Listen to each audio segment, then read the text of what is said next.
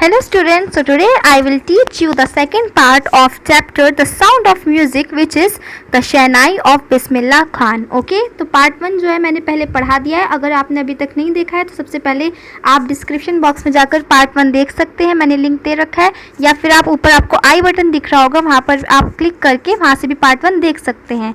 और साथ ही में मैंने इस वीडियो में इस सेकेंड पार्ट का PDF नोट्स ज्वाइन कर दिए हैं, लिंक आप देख सकते हैं डिस्क्रिप्शन बॉक्स में जाकर.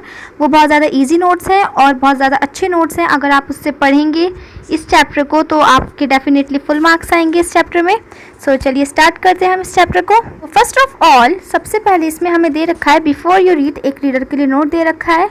Do you know these people, what instruments do they play. Okay, तो यहाँ पे हमें बहुत सारे फ़ोटोज़ दे रखे हैं लोगों के और उन्होंने इंस्ट्रूमेंट्स ले रखे हैं, तो हमें बताना है कि वो कौन कौन है और वो कौन कौन से इंस्ट्रूमेंट प्ले करते हैं. अब सेकंड वाला पढ़ते हैं हम. सो this is second part. Think of the Shehnai and the first thing you will probably imagine is a wedding or a similar occasion or function. So जब भी हम शहनाई के बारे में सोचते हैं तो हमारे माइंड में फर्स्ट इमेज क्या आती है, वो होती है वेडिंग कि जो शहनाई है वो या तो वेडिंग पे बजेगी या फिर कोई सिमिलर ओकेजन हो, फंक्शन हो या फिर कोई छोटा सा फंक्शन हो उसमें बजेगी. और नेक्स्ट हमारे माइंड में क्या आती है बात, वो आती है उस्ताद बिस्मिल्लाह खान की. तो उस्ताद बिस्मिल्लाह खान कौन थे? The shehnai maestro.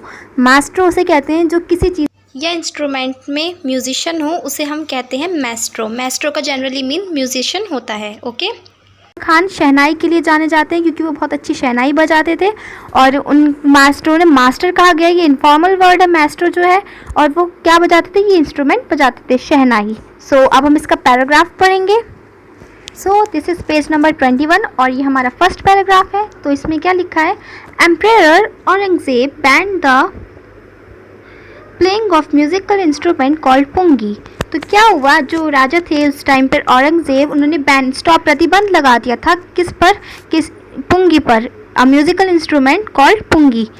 कहाँ पर, in the royal residence for it had a shrill unpleasant sound. तो उन्होंने प्रतिबंध बैन कर दिया था पुंगी को, कहाँ पर, अपने राजसी घराने में. रॉयल रेजिडेंस कहते हैं राजसी घराना.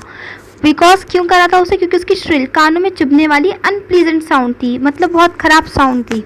पुंगी became the generic name. Generic कहते हैं, यहाँ पे जेनरिक नेम का मीनिंग दे रखा है हमें राइट हैंड साइड पर. A name given to a class or group as a whole. जो किसी एक ग्रुप को नाम दिया जाता है, पूरे ग्रुप को, तो उसे हम जेनरिक नेम कहते हैं.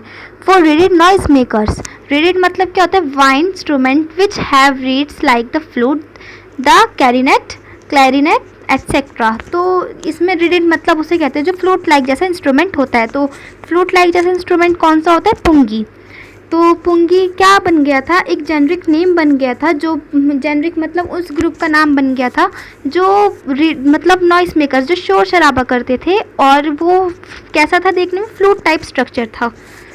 Few had thought that it would one day to be revived. तो उन कुछ को लोगों को लगता था जब वो बैन हो गया, औरंगजेब ने बैन लगा दिया पुंगी पर, कि एक दिन ऐसा आएगा जब पुंगी जो है वो फिर से लोग बजाएंगे. A barber of a family of professional musicians who had access to the royal palace decide to improve the total quality of the pungi. तो एक बार्बर था, एक फैमिली का प्रोफेशनल म्यूजिशियन था, जो फैमिली क्या थी, प्रोफेशनल म्यूजिशियन थी. तो उसने डिसाइड करा कि वो क्या करेगा, इसमें थोड़ी सी इम्प्रूवमेंट लाएगा जो क्वालिटी है पुंगी की. He choose a pipe with a natural hollow stem. तो उसने एक सबसे पहले पुंगी का स्ट्रक्चर बनाना स्टार्ट करा. उसमें क्या करा, एक पाइप लिया उसने जिसके अंदर एक नेचुरली खुद से ही एक क्या हुआ था, हेलो स्टेम थी, उसके अंदर एक हॉलो स्टेम थी, और दैट वाज लॉन्गर, जो बहुत ज़्यादा लंबी थी, और ब्रॉडर थोड़ी चौड़ी भी थी. द पुंगी देन द पुंगी मतलब पुंगी से ज़्यादा वो थोड़ी लंबी थी और चौड़ी थी. एंड मेड 7 होल्स, और उसके अंदर क्या बनाए, 7 होल्स करे, छेद करे उसके अंदर, on the body of the pipe, उसके पाइप के अंदर. When he played on it, उसके बाद उसने उसे बजाना शुरू करा. तो closing and opening some of this holes, तो उन्होंने अपने फिंगर से कुछ उनके होल्स जो उन्होंने करे थे उस पाइप में, उन्हें थोड़ा उंगली से बंद करा, किसी को खोला. Soft and melodious sounds were produce. Melodious मतलब होता है स्वीट सॉन्ग, जो बहुत ज़्यादा प्लीजेंट लगती है सुनने में, सुरीली साउंड उसमें से प्रोड्यूस हुई. सो this is page number 22. Okay, he played the instrument before royalty, तो उन्होंने सबसे पहले ये जो इंस्ट्रूमेंट है किसके आगे बजाया, रॉयल्टी मतलब शाही लोगों के सामने। एंड एवरीवन वाज इम्प्रेस्ड, और सारे लोग क्या हो गए, बहुत ज़्यादा इम्प्रेस हो गए, खुश हो गए वो जो साउंड निकल रही थी उसके अंदर से, उससे। The instrument so different from the pungi, और ये जो इंस्ट्रूमेंट था, ये इसमें से जो साउंड आ रही थी वो बहुत ज़्यादा डिफरेंट थी, किसके साउंड से, पुंगी के साउंड से। Had to be given a new name, और उसको नया नाम दे दिया। वो नया नाम कैसा था, एज द स्टोरी गोज़, और ये जो स्टोरी मतलब चली जा रही थी, कहानी जो थी, since it was first played in the Shah's chamber, तो सबसे पहले ये कहाँ बजाई गई थी, जो नया आविष्कार करा था पुंगी का, इसे शाह's चैम्बर में बजाया गया था, शाह के चैम्बर में। एंड वॉज प्लेड बाय, किसने बजाया था इसे, नाई, बार्बर ने। The instrument was name the shehnai, तो इसे नाम क्या दे दिया, शहनाई, बिकॉज ये शाह के चैम्बर में बजाया गया तो उसे शाह नाम दे दिया, और नाई ने बजाया था इसे सबसे पहले तो उसे नाई, शहनाई। सो ये नाम कहाँ से आया, आपको ये स्टोरी याद रखनी है, ये क्वेश्चन में पूछा भी जाता है कि शहनाई नाम ये कैसे पड़ा इस इंस्ट्रूमेंट का, तो आपको ये याद रखनी है स्टोरी। सो अब हम अपना नेक्स्ट पेज पढ़ते हैं। So you can see the difference between pungi and shehnai. पुंगी थोड़ी सी एलोंगेट है, मतलब थोड़ी सी ऐसी बेंड हुई हुई है, बट जो शहनाई है वो बहुत स्ट्रेट है, लॉन्ग है और ब्रॉड है आगे से, ओके और ये बीच से ब्रॉड है थोड़ी सी। So you can see the difference between them. So this is next paragraph. The sound of shehnai began to be considered auspicious, इसे बहुत ज़्यादा इम्पोर्टेंट माने जाने लगा शहनाई की साउंड को, बिकॉज ऑस्पेशियस मतलब क्या होता है, promising to bring a good fortune, एक अलग सी इसको इम्पोर्टेंस दे दी शहनाई को, साउंड को, okay. And for this reason it is still played in temples and in the indispensable component. Indispensable components क्या होते हैं, इंडिस्पेंसिबल कॉम्पोनेंट उन्हें कहते हैं without which a piece of work can not be done, कि जिसके बिना हर काम अधूरा है। तो अगर ये टेम्पल्स में नहीं बजती थी या शादी में नहीं बजती थी तो मतलब वो अधूरी लगती थी, चाहे वो टेम्पल की पूजा हो या फिर शादी हो, okay. Of any north Indian weddings, और ये नॉर्थ इंडियन वेडिंग्स में ज़्यादा पॉपुलर हुई। इन द पास्ट, अगर हम पास्ट की बात करें, भूतकाल की बात करें, the shehnai was part of the नौबत और ट्रेडिशनल ensemble, तो शहनाई सबसे ज़्यादा पार्ट किसका था पास्ट में, नौबत और ट्रेडिशनल ensemble। ensemble नहीं कहेंगे इसको, ensemble प्रोनाउंस करते हैं, बिकॉज यहाँ पे लिखा भी है ensemble pronounce. Things here instrument considered as a group, जो म्यूजिकल इंस्ट्रूमेंट आइटम होते हैं, जो ग्रुप होता है उसको हम ensemble कहते हैं। Of nine instruments found at royal courts, तो 9 इंस्ट्रूमेंट होते थे, म्यूजिकल इंस्ट्रूमेंट्स होते थे जो रॉयल कोर्ट में फाउंड होते थे, मतलब पाए जाते थे शाही कोर्ट में, ओके जो राजा का कोर्ट होता है वो। Till recently it was use only in temples and weddings, और उसके बाद वो सिर्फ कहाँ यूज़ होने लगे, टेम्पल्स मंदिर में और शादियों में। The credit for bringing this instrument on to the classical stage goes to Ustad Bismillah Khan, और सारा क्रेडिट इस शहनाई को क्लासिकल स्टेज पर लाने किसे जाते हैं, उस्ताद बिस्मिल्लाह खान को। Paragraph 3। As a 5-year-old, Bismillah Khan played gilli danda near a pond of the ancient state of Dumraon in Bihar। तो क्या था, जब वो 5 साल के थे उस्ताद बिस्मिल्लाह खान वो गिल्ली डंडा खेलते थे पॉन्ड के पास। पॉन्ड एक रिवर जैसी होती है, जो छोटा सा पॉन्ड होता है, इन द एशियंट स्टेट, और जो पहले एक स्टेट होता था जिसे दुमरौन कहते हैं, जो बिहार में पाया जाता था। He would regularly go to nearby Bihar ji temple, और वो कहाँ जाते थे रोज़, जब 5 साल के थे बिहार जी टेम्पल जाते थे, टू सिंग द भोजपुरी एक सॉन्ग होता था वो गाते थे chaita, at the end of which he would earn a big laddu, और उसके बाद वो क्या पाते थे, एक बड़ा लड्डू पाते थे एज अ रिवॉर्ड, और उसका वेट क्या होता था लड्डू का, 1.25 kg, 1.25 किलो का वो लड्डू होता था। A prize given by the local maharaja, जो वहाँ का जो लोकल महाराजा होता था वो देते थे। दिस हैपन 80 years ago, ये 80 साल पहले की बात है, जब वो 5 साल के थे बिस्मिल्लाह खान, उनको लड्डू मिलता था बड़ा सा, जब वो गाना गाते थे भोजपुरी चाइता टेम्पल में। कौन सा temple, Bihar ji temple. And the little boy has travelled far to earn the highest civilian award in India, the Bharat Ratna. तो ये 80 साल पहले की बात हो रही है, बट उन्होंने इतना ट्रैवल करा वो लिटिल बॉय जो 5 साल के थे कि उन्हें क्या मिला इंडिया में, हाईएस्ट सिविलियन अवार्ड, जो सबसे रेस्पेक्टफुल अवार्ड होता है इंडिया का। कौन सा, द भारत रत्न, उनको भारत रत्न से अवार्ड दिया गया, ओके। सो अब फोर्थ पैराग्राफ पढ़ते हैं। बॉर्न ऑन 21 मार्च 1916, तो उनकी डेट ऑफ बर्थ बहुत ज़्यादा इंपॉर्टेंट है, इसे याद रखें बिस्मिल्लाह खान की। Bismillah belongs to a well known family of musicians from Bihar. Bismillah Khan जो थे वो कहाँ से बिलोंग करते थे, किस फैमिली से? जो उनकी फैमिली थी वो वेल नोन जानी मानी फैमिली थी, म्यूजिशियंस में उनका नाम था उनकी फैमिली का। हिज, और वो कहाँ के थे? बिहार की थी उनकी फैमिली। हिज ग्रैंडफादर, उनके ग्रैंडफादर का नाम दे रखा है यहाँ पे रसूल बुक्स खान, वॉज द शहनाई नवाज। शहनाई नवाज थे कहाँ पर? किसके किंग की कोर्ट में? भोजपुर किंग्स कोर्ट में। हिज फादर पैगम्बर बुक्स, अब उनके फादर का नाम है पैगम्बर books, and other paternal ancestors. Paternal ancestors उन्हें कहते हैं, पैटर्नल मतलब होता है जो हमारे फादर के साइड के सारे रिलेटिव्स होते हैं, एंसेस्टर्स कहते हैं पूर्वजों को। ओके, तो paternal ancestors were also great shehnai player. सारे जो उनके पैटर्नल एंसेस्टर्स थे वो सारे क्या थे? शहनाई अच्छा बजाते थे सारे। Okay, this is page number 23 and paragraph 5। The young boy took to music early in life. तो जो यंग बॉय बिस्मिल्लाह खान की बात हो रही है यहाँ पर, उन्होंने अपनी लाइफ में जो म्यूज़िक है वो बहुत ज़्यादा पहले ही चूज़ कर लिया था। एट द एज ऑफ 3, जब वो 3 साल के थे, when his mother took him to his maternal uncle's house in Banaras. तो जब वो 3 साल के थे, उनकी मदर उन्हें कहाँ लेके गई? उनके मामा के घर लेके गई, जो कहाँ पर था? बनारस। अब बनारस में था, जो अब जिसे हम क्या कहते हैं? Varanasi. Okay, Bismillah was fascinated watching his uncle practise the shehnai. तो वो बहुत ज़्यादा अट्रैक्ट करते थे बिस्मिल्लाह खान को उनके अंकल जब क्या बजाते थे? शहनाई। सोन बिस्मिल्लाह स्टार्टेड अकम्पनिंग हिज अंकल। तो उसके बाद बिस्मिल्लाह खान ने अपने अंकल के साथ मतलब जाना शुरू कर दिया था, जिन अंकल का नाम क्या था? Ali Bux. To the Vishnu temple, कहाँ जाते थे उनके साथ? Vishnu temple of Banaras, where Bux was employed to play the shehnai. तो वहाँ पे अली बुक्स जो थे वो काम करते थे उनके मामा क्या? शहनाई बजाने का। टेम्पल में, कौन सा टेम्पल है? विष्णु टेम्पल, जो कहाँ पर है? बनारस में। Ali books would play the shehnai and Bismillah would sit captivated for hours on and. तो अली बुक्स वहाँ पर शहनाई बजाते रहते थे और जो बिस्मिल्लाह खान थे वो वहाँ पे बैठे हुए कैप्टिवेट मतलब अट्रैक्ट होते थे उन शहनाई जब वो सुनते थे जो उनके मामा बजाते थे फॉर आवर्स, बहुत घंटों तक। ऑन एंड मतलब होता है for a very long time without stopping, जो वो बिना स्टॉप करे जो बजता रहता था। Slowly he started getting lessons in playing the instrument and would sit practicing throughout the day. फिर धीरे धीरे उन्होंने क्या करा? अब शहनाई के लेसन्स लेने शुरू कर दिए और शहनाई को बजाना शुरू करा और वो प्रैक्टिस करते थे पूरे दिन। For years to come the temple of Balaji and Mangal Maiya and the bank of Ganga become the young apprentice favourite haunt where he could practise in solitude.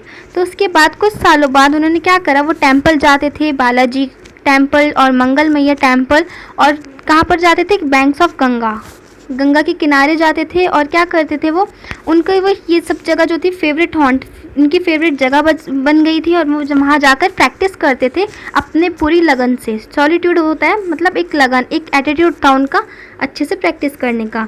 The flowing waters of Ganga inspired him to improve the and invent ragas that were earlier considered to be beyond the range of the शहनाई।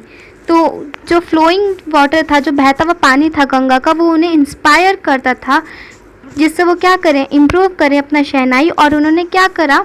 अब इतना improve कर लिया था उन्होंने अपना शहनाई कि जो उन्होंने एक ऐसा राग इन्वेंट कर दिया था, राग शहनाई में बजता है जो आज तक किसी ने शहनाई में बजाया नहीं था और बहुत ही ज़्यादा वो पॉपुलर हो गया। So this is paragraph 6। At the age 14, जब 14 साल के हुए Bismillah Khan accompanied his uncle to the Allahabad musical conference. तो जब वो 14 साल की थी बिस्मिल्लाह खान, उन्होंने अपने अंकल के साथ वो इलाहाबाद म्यूज़िक कॉन्फ्रेंस में गए। At the end of his recital, जब उन दोनों ने गा लिया तो उसके बाद क्या हुआ? उस्ताद Fayaz Khan पैटेड the young boys back and said. तो वहाँ पे उस्ताद फयाज़ खान थे जिन्होंने उस्ताद बिस्मिल्लाह खान की कमर को थपथपाया और कहा, work hard and you shall make it, कि तुम हार्ड वर्क करो और तुम बना लोगे, मतलब तुम अपना जिसमें चाहते हो अपना करियर फ्यूचर है वो तुम बना लोगे। With the opening of The All India Radio in Lucknow in 1938 came बिस्मिल्लाह's big break. तो जब ऑल इंडिया रेडियो खुला लखनऊ में कब 1938 में, तो ये बिस्मिल्लाह खान के लिए एक बिग ब्रेक मतलब एक बड़ा मौका बना किस चीज़ का. He soon became an often heard shehnai player on radio. वो क्या बन गए, शहनाई जो थी उनकी वो हम रेडियो पर सब सुनते थे क्योंकि वो वहाँ पर बजाते थे रेडियो में उस्ताद बिस्मिल्लाह खान. सेकेंड पैराग्राफ पढ़ते हैं इसका.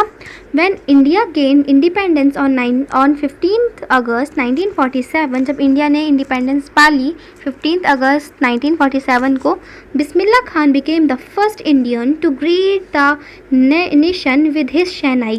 तो बिस्मिल्लाह खान पहले ऐसे इंडियन बने जिन्होंने वेलकम करा, ग्रीट मतलब होता है वेलकम करा नेशन का, मतलब एक फ्री नेशन का अपनी शहनाई से. He poured his heart out into राग काफ़ी फ्रॉम द रेड फोर्ट. तो उन्होंने क्या करा, उन्होंने अपने पूरे दिल से एक राग बन गाई. कौन सी थी वो राग जो उन्होंने शहनाई में बजाई, काफ़ी नाम था उसका. कहाँ पे, रेड फोर्ट में. To an audience which included, सारे ऑडियंस को सुनाई. तो ऑडियंस में कौन इंक्लूड था, पंडित जवाहरलाल नेहरू. वो later give his famous tryst with destiny speech. जिन्होंने उस शहनाई के बाद क्या दिया, अपनी फेमस स्पीच दी जो कौन सी थी, ट्राइस्ट विद डेस्टिनी. ये स्पीच बहुत ज़्यादा उनकी फेमस है और इम्पोर्टेंट है. Paragraph 8. Bismillah Khan has given many memorable performance in both India and abroad. तो बिस्मिल्लाह खान ने बहुत सारी मेमोरेबल मतलब यादगार परफॉर्मेंसेस दी हैं इंडिया में भी और अब्रॉड, इंडिया के बाहर भी. His first trip abroad was to Afghanistan. उनकी फ़र्स्ट ट्रिप कहाँ थी अब्रॉड की, अफ़गानिस्तान की थी. वेयर किंग ज़ाहिर, उस टाइम पे उनके वहाँ के किंग कौन थे, अफ़गानिस्तान के किंग ज़ाहिर Shah. Was so taken in by मतलब होता है अट्रैक्टिव और चार्म्ड बाय, अट्रैक्ट होना, बाय द माएस्ट्रो. माएस्ट्रो मतलब होता है म्यूजिशियन.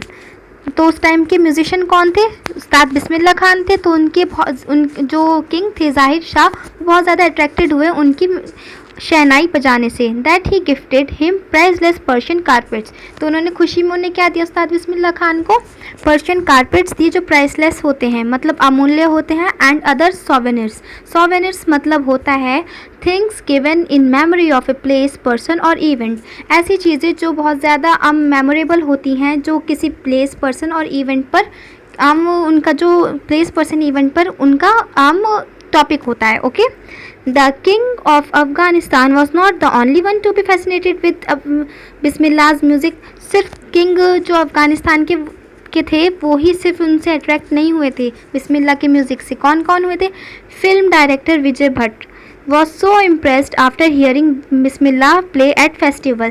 तो विजय भट्ट एक फिल्म डायरेक्टर हैं, तो वो बहुत ज़्यादा इम्प्रेस्ड हुए थे किससे, बिस्मिल्लाह खान से. उन्होंने उनकी शहनाई सुनी थी फेस्टिवल में किसी, दैट ही नेम. तो उन्होंने इतने खुश हुए वो उनकी इम्प्रेस हुए उनकी शहनाई से कि उन्होंने अपनी एक फ़िल्म को ही नाम दे दिया, क्या, गूंज उठी शहनाई. Okay. So this is page number 24. The film was a hit. और वो जो फिल्म थी गूंज उठी शहनाई वो बहुत ज़्यादा हिट रही. And one of Bismillah Khan's composition, और उसके अंदर एक गाना था बिस्मिल्लाह खान ने जो मतलब उसमें कंपोज करा था, दिल का खिलौना है टूट गया, turned out to be a nationwide chartbuster. तो ये जो गाना था ये क्या हो गया, एक नेशन वाइड चार्ट बस्टर हो गया. चार्ट बस्टर कहते हैं जो रिकॉर्ड तोड़ देता है, रिकॉर्ड ब्रेकर. ओके, पूरे नेशन में.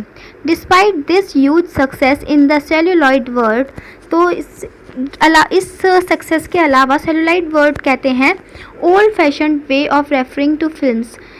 जो ओल्ड फैशन होता है फिल्म को बनाने का या उसे रेफ़र करने का, उस फिल्मों की सोच को, उसको छोड़ के बिस्मिल्लाह खान्स वेंचर मतलब क्या होता है, project that often involves risk. उन्होंने एक रिस्क वाला प्रोजेक्ट भी करा. In film music were limited to 2 Vijay Bhatt's Goonj उठी शहनाई एंड विक्रम श्रीनिवास कनाडा वेंचर सनाधि अपन्ना. इसमें भी उन्होंने काम करा. I just can't come to terms with the artificially and glamour of the film world, he says with emphasis. So क्या हुआ, उन्होंने कहा कि मैं सिर्फ इन टर्म में जो काम करता हूँ मैं सिर्फ टर्म पे नहीं करता हूँ, मैं काम जो होता है आर्टिफिशियलिटी और ग्लैमर के लिए नहीं करता हूँ, मैं अपनी फिल्म वर्ल्ड के लिए भी काम करना चाहता हूँ. तो उन्होंने ये कहा. अब अपना नेक्स्ट पैराग्राफ पढ़ते हैं जो 9 पैराग्राफ है. Awards and recognition came thick and fast, तो उनकी जो पहचान थी वो और ज़्यादा बनती गई और उन्हें अवार्ड्स भी बहुत ज़्यादा मिलते रहे. Bismillah Khan became the first Indian to be invited to perform at the prestigious Lincoln Center in the United States of America. तो बिस्मिल्लाह खान पहले ऐसे इंडियन बने जिन्हें इनवाइट करा गया कहाँ पे परफॉर्म करने के लिए. प्रेस्टिजियस लिंकन सेंटर हॉल है कहाँ पर, यूएसए में, United States of America. He also took part in the world exposition in Montreal. उन्होंने कहाँ कहाँ पार्ट लिया, एक है, ये सारे जो नाम आएंगे ये बहुत ज़्यादा इंपॉर्टेंट है और आपको ये नाम याद रखने हैं. World exposition in Montreal, in the cans art festival and the Osaka trade fair. Okay, ये 3 नाम है, ये आपको नाम याद रखने हैं. So well known did he become internationally that an auditorium in Tehran was named after him. जब उन्होंने तेहरान में परफॉर्म करा तो तेहरान के जो लोग थे, ऑडिटोरियम था वहाँ पे, तो उनका नाम बदल के तेहरान के जो वहाँ पे किंग थे उन्होंने क्या नाम रख दिया, ताहार मॉस्क्यू उस्ताद बिस्मिल्लाह खान. उन्होंने तेहरान का एक ऑडिटोरियम था उसका नाम ही ताहार मॉस्क्यू उस्ताद बिस्मिल्लाह खान रख दिया जब बिस्मिल्लाह खान ने वहाँ पे परफॉर्म करा. अब 10th पैराग्राफ में है, national awards like Padmashri, the Padma Bhushan and the Padma Vibhushan were conferred on him. Conferred मतलब होता है गिवन, अवार्ड होता है, डिग्री भी कह सकते हैं हम इसे, बट ये गिवन किसको हुआ, उस्ताद बिस्मिल्लाह खान को.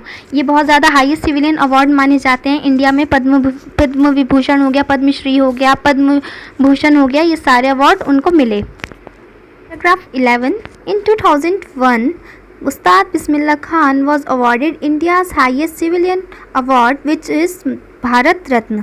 ओके, तो अभी हमने ऊपर पढ़ा था कि उनको कौन सा अवार्ड मिला था, highest civilian award Bharat Ratna, but कौन से ईयर में मिला था हमें याद रखना है, 2001 में. विद द कोवेटेड मतलब क्या होता है, मच डिज़ायर्ड, मतलब जिसकी हमें सबसे ज़्यादा डिज़ायर होती है, हम चाहते हैं उसे. After resting on his chest and his eyes glinting with rare happiness. तो जब उनको ये अवार्ड मिल रहा था तो वो अवार्ड जो था वो हर इंसान चाहता है कि उसे एक बार लाइफ में ये अवार्ड मिले, बट ये अवार्ड बहुत कम ही से मिलता है और बहुत ज़्यादा वैसे फेमस पर्सनैलिटीज़ को मिलता है अवार्ड. तो उनकी जो जब वो ये अवार्ड रिसीव कर रहे थे तो उनकी जो आंखों में बहुत ज़्यादा आंसू थे और एक अलग तरीके की रेयर हैप्पीनेस उनकी आंखों में दिख रही थी. और फिर उन्होंने क्या कहा, he said all I would like to say is teach your children music. मैं बस यही कहना चाहता हूँ कि अपने जो चिल्ड्रन हैं, बच्चे हैं, उनको म्यूज़िक सिखाओ. This is Hindustan richest tradition, और ये हिंदुस्तान का, इंडिया का सबसे रिचेस्ट ट्रेडिशन है, रिलीजन है. Even the west is now coming to learn our music.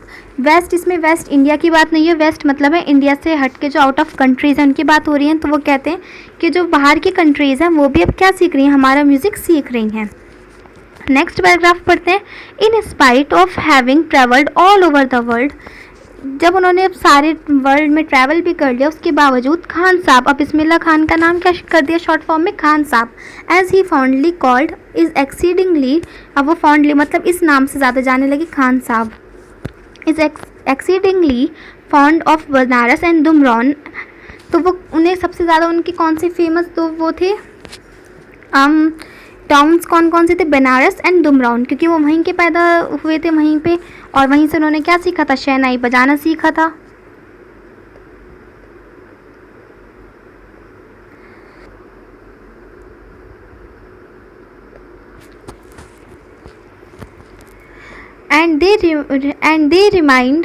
and they remain for him the most wonderful towns of the world. और उन्होंने कहा भी है कि बनारस और दुमरौन उनके लिए वंडरफुल टाउन है पूरे वर्ल्ड में. A student of his once wanted him to head a shehnai school in the USA. तो एक स्टूडेंट था उनके जिन्होंने कहा कि वो चाहते हैं कि उनका स्टूडेंट चाहता है कि जो बिस्मिल्लाह खान है वो शहनाई स्कूल खोलें, कहाँ पे, यूएसए में. And the student promise to recreate the atmosphere of Banaras by replicating the temples there. और उनके स्टूडेंटों ने प्रॉमिस भी करा कि वहाँ पे वो क्या करेंगे, वहाँ पे बिल्कुल ऐसा एटमोसफियर बना देंगे जो बनारस जैसा होगा. रेप्लिकेटिंग मतलब था डुप्लीकेट, सेम ऐसा ही टेम्पल्स भी वहीं पे बना देंगे. बट खान साहब, तो उस्ताद बिस्मिल्लाह खान इस पर क्या पूछते हैं उनसे, asked him if he would be able to transport river Ganga as well. तो वो उस्ताद बिस्मिल्लाह खान इस पर कहते हैं कि क्या तुम ट्रांसपोर्ट कर दोगे गंगा का पानी भी वहाँ पर. Later he remember to have said, फिर उन्हें याद आया कि उन्होंने क्या कहा था, that is why whenever I am in a foreign country I keep yearning to see ये हिंदुस्तान. तो उन्होंने कहा था कि वो जब भी किसी फॉरेन कंट्री में होते हैं, इंडिया से बाहर होते हैं, तो वो क्या इच्छुक होते हैं, यर्निंग मतलब होता है इच्छुक होना, डिज़ायर होना कि वो हिंदुस्तान को देख सकें। While in Mumbai I think of only Banaras, और जब मैं मुंबई में होता हूँ तो मैं बनारस को सोचता रहता हूँ, एंड द होली गंगा, और गंगा को। एंड वाइल इन बनारस, और जब मैं बनारस में होता हूँ तो मैं किसे याद करता हूँ, आई मिस द यूनिक माता ऑफ दुमरौन, दुमरौन की माता जो है, वहाँ पर एक टेम्पल था तो वहाँ पे उन्हें वो मिस करते हैं। Shekhar Gupta, when partition happened, didn't you and your family think of moving to Pakistan? सो शेखर गुप्ता एक कह सकते हैं कि वो एक रिपोर्टर थे। उन्होंने उनसे सवाल करा, क्वेश्चन करा उस्ताद बिस्मिल्लाह खान से कि जब पार्टीशन हुआ, क्या आपकी फैमिली और आपने नहीं सोचा कि आपको पाकिस्तान जाना चाहिए? तो बिस्मिल्लाह खान ने उस पर आंसर करा, गॉड फॉरबाइड, मतलब मुझे माफ़ कीजिए, मी लीव बनारस, क्या मैं कभी बनारस छोड़ सकता हूँ? नहीं। I went to Pakistan once, मैं एक बार पाकिस्तान गया। I cross the border just to say I have been to Pakistan, एक बार मैं पाकिस्तान गया, क्रॉस करा मैंने बॉर्डर सिर्फ ये कहने के लिए मैं पाकिस्तान गया। I was there for about an hour, मैं सिर्फ वहाँ पे 1 घंटा रुका। I said namaskar to the Pakistanis, मैंने नमस्कार कहा पाकिस्तानीज़ को, और सलाम अलैकुम टू इंडियंस, और इंडियन को क्या कहा, सलाम अलैकुम। I had a good laugh, और उसके बाद मैं हंसने लगा, क्योंकि उनको ये पार्टीशन से कोई इतना लेना देना नहीं था, वो बस अपनी शहनाई में और अपनी भक्ति में ज़्यादा रहते थे। अब हम इसका 13th और लास्ट पैराग्राफ पढ़ते हैं। Ustad Bismillah Khan's life is a perfect example of rich, इसमें रिच अमीर की बात नहीं है, इसमें रिचनेस की, उन्होंने अपनी लाइफ को कितनी रिचनेस के साथ जिया। कल्चरल हेरिटेज ऑफ इंडिया, मतलब एक उन्होंने कल्चर को अपने मतलब बढ़ावा दिया, इंडिया के कल्चर को। One that effortlessly accepts that are devout Muslim, devout किसे कहते हैं, believing strongly in a religion and obeying its law and following its practices, के रिलीजन में बिलीव करना और रिलीजन की जो प्रैक्टिसेस होती हैं उनको परफॉर्म करना।